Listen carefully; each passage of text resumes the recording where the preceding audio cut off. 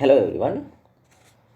In the previous class, we have discussed about the mobility of holes and electrons, drift and resistance, and effect of temperature and doping of mobility, in which we have discussed lattice scattering and impurity scattering. So we'll continue from there onwards. In today's class, we will discuss the Hall effect. The Hall effect was discovered in 1879 by Edwin Hall, the name of the scientist who discovered this Hall effect is Edwin Hall. Now consider a thin conducting plate. To that thin conductive plate, if you apply a electric field across it, then charge carriers start flowing. And if you measure a voltage between two sides, consider A side and B side, and if you measure a voltage difference, potential difference between those two sides, you'll get no potential difference. Potential difference is 0. Now, if you bring a magnetic field, if you apply a magnetic force to that conducting plate, due to the force applied, the magnetic force applied, the charge carriers will deflect from its original path. Electrons move towards one side and holes move towards other side. The concentration of electrons and holes are going to be at the side. Now if you measure a voltage difference between those two sides, you'll get some voltage difference, that is potential difference. So this effect itself is called as Hall effect. The force is because of the Lorentz force, which is guided by a Fleming's left hand rule. So the definition of the Hall effect is that the Hall effect is the production of voltage difference. The Hall effect is the production of voltage difference, that is called as Hall voltage. The voltage difference or the potential difference is called as Hall voltage across a current carrying conductor, that is in the presence of the magnetic field. Earlier I told you without magnetic field there is no potential difference, but with the presence of the magnetic field there is a potential difference perpendicular to both the current and the field. So that is force, the magnetic force, that is because of the Lorentz force, and which is guided by a Fleming's left hand thumb rule. So I hope you know the Lorentz force as well as Fleming's left hand thumb rule. So see here, this is a thin conducting plate to which a electric field is applied at C and D, to the terminals C and D, and the current starts flowing. Consider electron starts flowing in the direction it flows, opposite to the hole flow. Now if you bring a magnetic field, if you apply a magnetic field in the direction, so that electrons and holes are going to deflect from the original position, and the concentration of those are going to be at the side of A and B. So observe the figure. So when you measure a potential difference between the terminals A and B, so there will be a potential difference. So that potential difference itself is called as Hall voltage, and the effect is called as Hall effect. So here, if you apply a magnetic force The force is called as force is because of the Lorentz force, and which is guided by a Fleming's left hand thumb rule. So the directions are shown here. So here thumb. So when you use a Fleming's left hand thumb rule, so all the fingers are perpendicular to each other. So thumb represents the force, forefinger represents the magnetic field, and the middle finger represents the velocity. So here Z is the magnetic field, Y is the velocity, that is charge particle velocity, that is positive charge, and X is the force. Here width, W is a width, T is a thickness, and Ix is the current in the X direction, and L is the length of the conducting bar. So if a magnetic field is applied to the direction in which the holes drift in a p-type bar, the path of the hole tends to be deflected. Here the path of the holes tends to be deflected. They are going to move to the other direction which when there was no magnetic force. Using the vector notation, the total force on a single hole due to the electric and magnetic field is given by, because of the Lorentz force equation, F equal to Q into epsilon plus V into B. So say this is equation number 1, where V is the velocity, B is the magnetic field, and Q is the charge.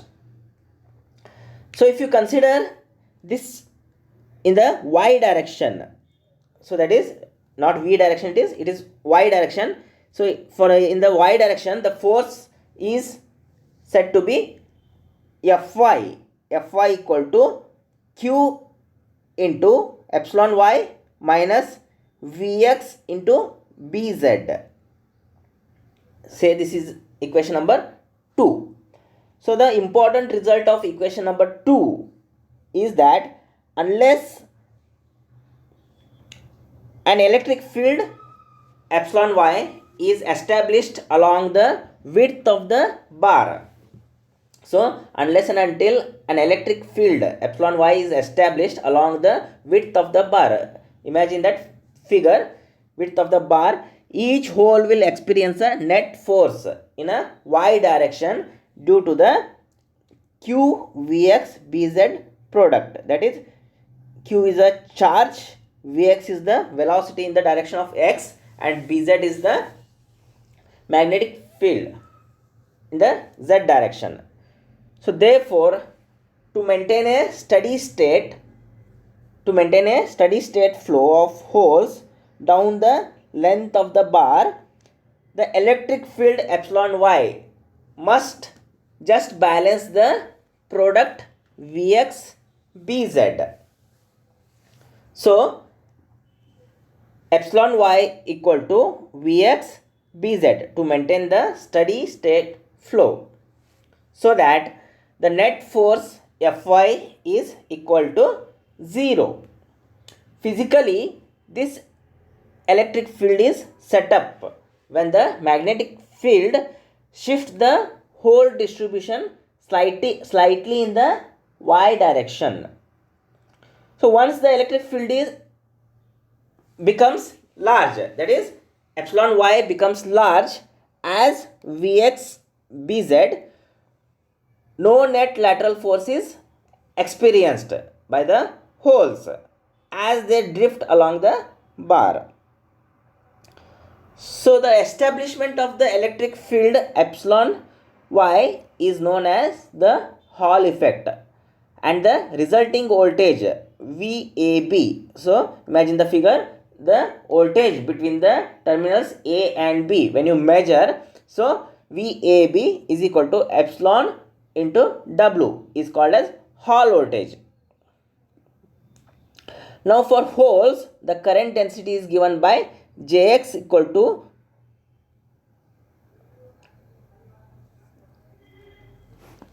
Q into P naught into Vx. So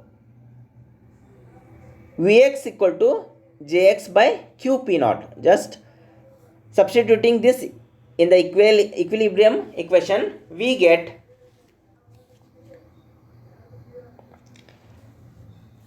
epsilon y equal to Jx Qpo Bz.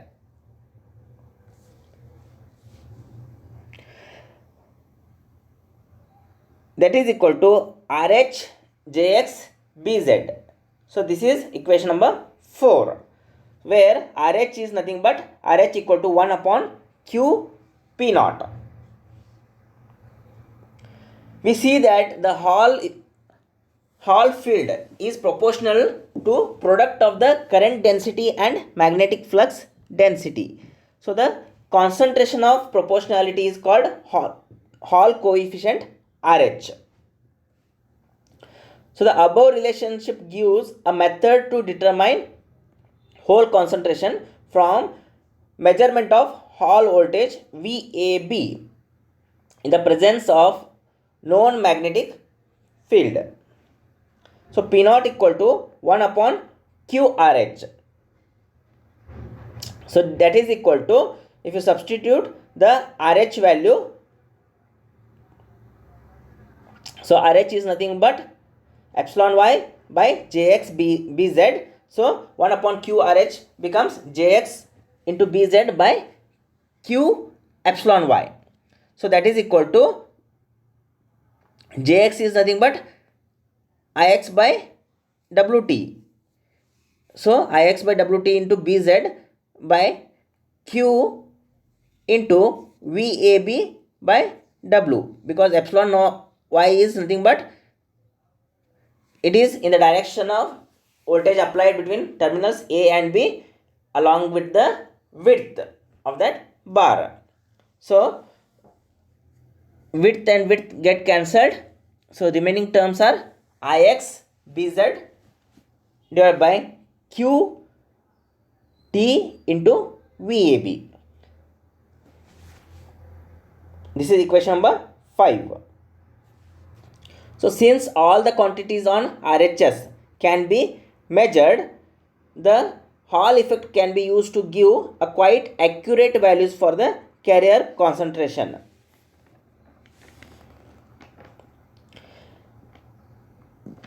If a measurement of resistance R is made, the simple resistivity rho can be calculated. That is rho in ohm centimeter equal to RWT by L. So voltage across the terminals CD, VCD divided by Ix, that is current, divided by L by Wt. Since the conductivity sigma is equal to 1 upon rho and is given by Q mu P into P naught, so where mu P is the mobility of holes. So the mobility is simply the ratio of the Hall coefficient and the resistivity. So mu P is equal to sigma by Q P naught. So that is equal to 1 upon rho divided by Q into 1 upon Q RH. So if you solve this, you will get RH by rho. This is equation number 7. So similarly, for N type of semiconductor, a negative value of Q is used for electrons, and the Hall voltage VAB and Hall coefficient RH are negative.